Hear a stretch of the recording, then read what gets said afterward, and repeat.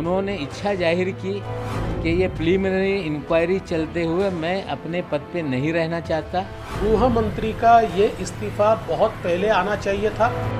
एंटीलिया कांड के बाद महाराष्ट्र में खाकी और खादी का जो संग्राम छिड़ा, उसका पहला राउंड फिलहाल खाकी के खाते में गया है। मुंबई के पूर्व पुलिस कमिश्नर परमवीर की चिट्ठी के बम ने महाराष्ट्र के गृह मंत्री अनिल देशमुख की कुर्सी ले ही ली। पूर्व कमिश्नर परमवीर सिंह के आरोप पर मुंबई हाईकोर्ट ने प्रिलिमिनरी इंक्वायरी के सीबीआई द्वारा आदेश देने का काम किया है। ये आदेश आने के बाद गृह मंत्री स्वयं अनिल देशमुख जी पार्टी के राष्ट्रीय अध्यक्ष पवार साहब से जाके मिले। उन्होंने इच्छा जाहिर की कि ये प्रिलिमिनरी इंक्वायरी चलते हुए मैं अपने पद पे नहीं रहना चाहता, जिसको लेके पार्टी ने निर्णय लिया कि वे मुख्यमंत्री से जाकर अपना इस्तीफा दें। वैसे तो अनिल देशमुख पर इस्तीफे का दबाव उसी दिन शुरू हो गया था जब परमवीर ने चिट्ठी लिखकर 100 करोड़ की वसूली से जुड़ा आरोप लगाया था, लेकिन आज बॉम्बे हाईकोर्ट के फैसले ने उनके सभी रास्ते बंद कर दिए और उन्हें कुर्सी छोड़नी ही पड़ी। इसके बाद महाराष्ट्र की सियासत में आए भूचाल के बारे में आपको बताएं, उससे पहले इस पूरे मामले को सिलसिलेवार ढंग से समझते हैं। दरअसल एंटीलिया कांड की जांच के दौरान परमवीर सिंह को मुंबई पुलिस आयुक्त के पद से हटा दिया। इसके बाद परमवीर सिंह ने मुख्यमंत्री उद्धव ठाकरे को एक चिट्ठी लिखी जिसमें यह आरोप लगाया गया कि अनिल देशमुख ने सचिन वाजे को 100 करोड़ की वसूली का टारगेट दिया था। परमवीर के इन आरोपों पर डॉक्टर जयश्री पाटिल ने बॉम्बे हाईकोर्ट में एक जनहित याचिका दायर की। इस याचिका पर अदालत ने वसूली कांड की सीबीआई जांच के आदेश दे दिए। अदालत ने कहा कि सीबीआई को 15 दिनों के अंदर प्राथमिक जांच रिपोर्ट जमा करे। अदालत के इस आदेश के बाद अनिल देशमुख के सारे रास्ते बंद हो गए और उन्हें इस्तीफा देना पड़ा। मिनिस्टर है महाराष्ट्र के, वो करप्शन के जरिए लोगों से वसूल कर रहे थे, उसके खिलाफ का मैंने पिटीशन दायर किया था। उसमें कोर्ट ने कहा है कि इसमें सीबीआई के तहत इन्वेस्टिगेशन होना चाहिए, क्योंकि पुलिस डिपार्टमेंट जो है स्टेट एजेंसी है जो महाराष्ट्र की, वो होम मिनिस्टर अनिल देशमुख के अंडर काम करती है, वो प्रॉपर काम नहीं कर पाएंगे। मुख्यमंत्री को दिए अपने इस्तीफे में देशमुख ने कहा कि वो नैतिक आधार पर कुर्सी छोड़ रहे हैं, लेकिन देशमुख की कुर्सी जाते ही बीजेपी को जश्न मनाने का मौका मिल गया। न्यायपालिका ने करारा तमाचा देने के बाद महाराष्ट्र की वसूली सरकार को नैतिकता याद आई, इस्तीफा देने की पेशकश हुई। इनकी नैतिकता गत 1.25 महीने में कहाँ खो गई थी, आज अचानक से याद आई। दामन अगर साफ सुथरा था तो पहले ही दिन नैतिकता के आधार पर जिस प्रकार के संगीन आरोप लगे आप इस्तीफा दे देते, पर तीनों दल के नेता पहाड़ की तरह बचाने का प्रयास कर रहे थे। दरअसल महाराष्ट्र में खेल शह और मात का चल रहा है। बीजेपी को उद्धव सरकार की कमजोर नस भी मिल गई है, इसलिए गृह मंत्री ने जिस नैतिकता का नाम लेकर कुर्सी छोड़ी है, अब बीजेपी उसी नैतिकता पर मुख्यमंत्री को घेर रही है।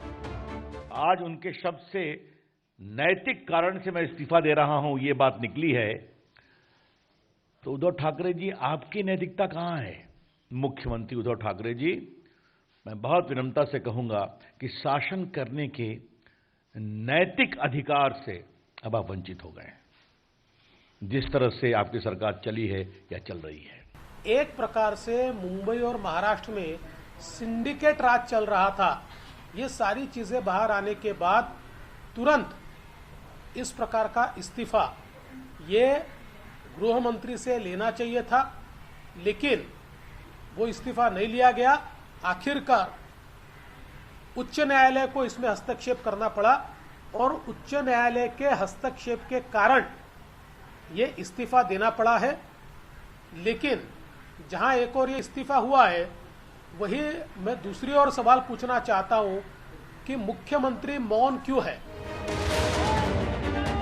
देशमुख के इस्तीफे के बाद बीजेपी ने चौतरफा हमला बोला। पार्टी अध्यक्ष जेपी नड्डा ने भी देशमुख के इस्तीफे के बाद उद्धव सरकार पर वार किया। बीजेपी तो अपनी जीत का जश्न मना रही है, लेकिन मुश्किल अब कांग्रेस की है।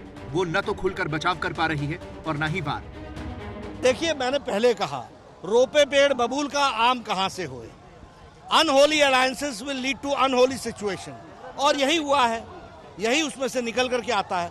इसने महाराष्ट्र की सरकार को जितना बदनाम हुई है पिछले कुछ समय में, वो बताता है कि क्या क्या चल रहा था वहाँ। जितनी तत्परता आपने दिखाई है सीबीआई जांच की लेकर, क्योंकि सरकार आपकी नहीं है, तो उतनी ही तत्परता जब भाजपा के मंत्री करप्शन के चार्जेस में फंसते हैं, तो इतनी तत्परता से उनकी भी जांच होनी चाहिए, तब लगेगा कि निष्पक्ष सीबीआई जांच हो रही है। देशमुख का इस्तीफा महाराष्ट्र की सियासत से जुड़ा एक बड़ा मामला है। ऐसे में फिल्म स्टार कंगना रनौत कोई प्रतिक्रिया न दे, ऐसा कैसे हो सकता है? उन्होंने ट्विटर पर अपनी तलवार निकाली।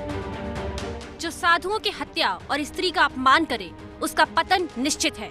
अनिल देशमुख, ये तो शुरुआत है, आगे आगे देखो होता है क्या। महाराष्ट्र में गृह मंत्री अनिल देशमुख और परमबीर सिंह के बीच तलवार उसी दिन खिंच गई थी जब परमबीर को मुंबई पुलिस आयुक्त के पद से हटाया गया। उनके तबादले पर जबरदस्त सियासी हड़कंप मचा। इस बीच एबीपी न्यूज और लोकमत के कार्यक्रम में अनिल देशमुख ने परमबीर के तबादले पर बेहद सनसनीखेज बयान दिया। पहले आपको सुनाते हैं कि अनिल देशमुख ने क्या कहा था। कसं आहे की जी काल आम्ही बदली केली आमचे आयुक्त यांची, त्यामध्ये चौकशीमध्ये काही गोष्टी पुढे आल्या आहेत आणि चौकशीमध्ये ज्या गोष्टी पुढे आल्या आहेत त्या माफ करण्यालायक नाही आहेत, त्या असंख्य अशा गोष्टी आहेत।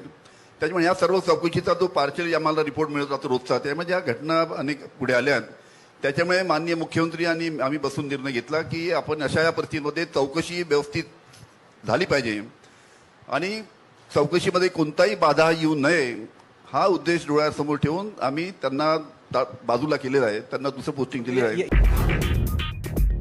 देशमुख के इस बयान से पूरी तरह से साफ हो गया कि महाराष्ट्र में खाकी बनाम खादी की जंग छिड़ चुकी है। परमबीर की चिट्ठी से यह जंग खुलकर सामने आ गई।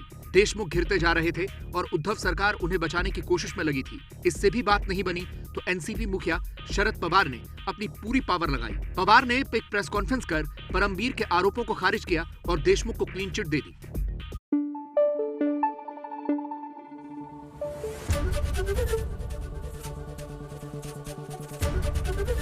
एबीपी न्यूज आपको रखे आगे।